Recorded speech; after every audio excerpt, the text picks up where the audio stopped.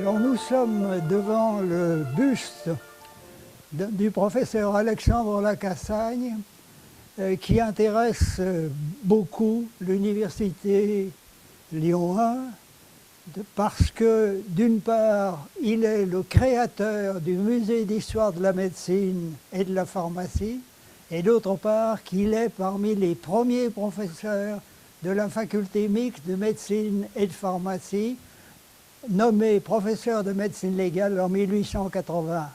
Alexandre Lacassagne a des facettes multiples. Il est professeur de médecine légale. Il a participé à la création des archives d'anthropologie criminelle. Il a défini et essayé de traiter l'origine du crime.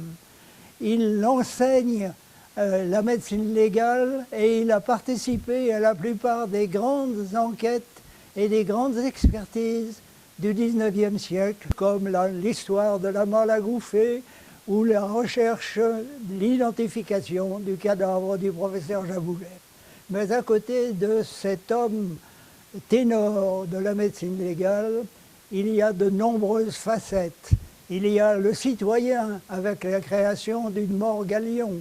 Il y a l'enseignant avec les très nombreux articles, les livres de médecine légale. Il y a enfin surtout l'homme cultivé qui a adoré les livres. Enfin, dernière chose, cet homme de grande culture avait créé une bibliothèque gigantesque avec plus de 15 000 volumes qui sont restés d'une part dans la bibliothèque municipale et d'autre part, pour ce qui est de la médecine, dans la bibliothèque du musée d'histoire de la médecine.